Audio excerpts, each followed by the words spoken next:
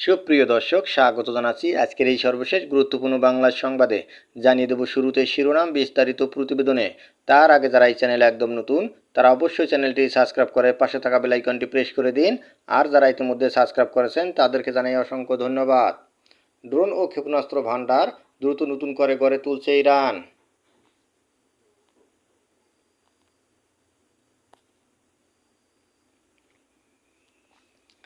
যুদ্ধবিরতির সময়টিতে ইরান নিজেদের ক্ষেপণাস্ত্র ও ড্রোন মজুদ দ্রুত নতুন করে গড়ে তুলছে ইরানের ইসলামিক বিপ্লবী গার্ড বাহিনী আইআরজিসি।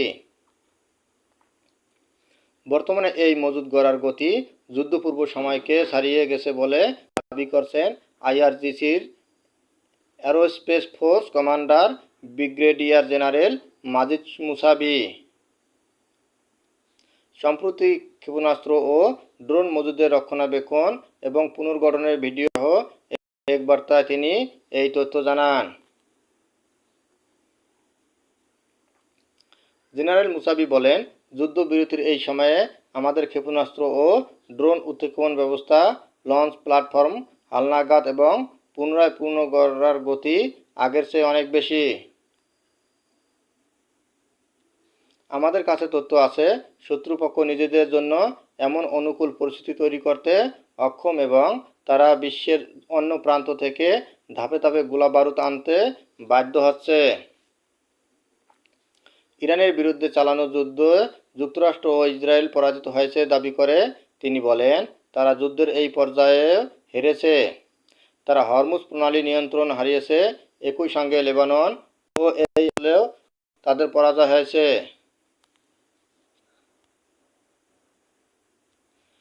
বিবৃতিতে তিনি আরও উল্লেখ করেন, বর্তমান যুদ্ধবিরতির সময়কালকে আইআরজিসি তাদের সামরিক সক্ষমতা ও আভিযানিক প্রস্তুতি বৃদ্ধির কাজে পূর্ণ মাত্রায় ব্যবহার করছে।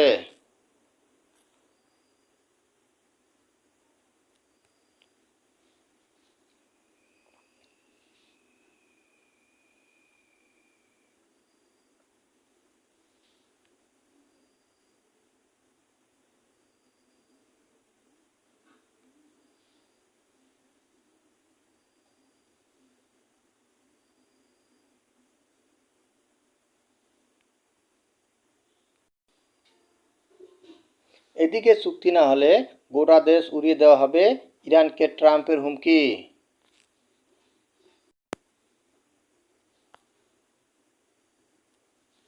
যুক্তরাষ্ট্রের প্রেসিডেন্ট ডোনাল্ড ট্রাম্প নতুন করে ইরানকে হুমকি দিয়ে বলেছেন, কর্মকর্তারা যুক্তরাষ্ট্রের সঙ্গে চুক্তি করতে ব্যর্থ হলে গোটা দেশে উড়িয়ে দেওয়া হবে।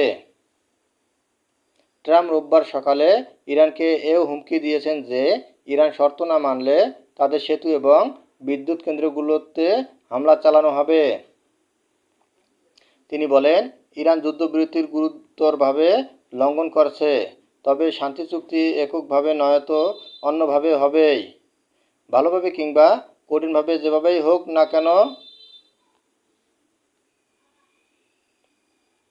ট্রাম্প এক পোস্টে লিখেছেন, আমরা একটি খুবই ন্যায্য এবং যুক্তিসঙ্গত চুক্তির প্রস্তাব দিচ্ছি। আশা করি তারা এই প্রস্তাব গ্রহণ করবে।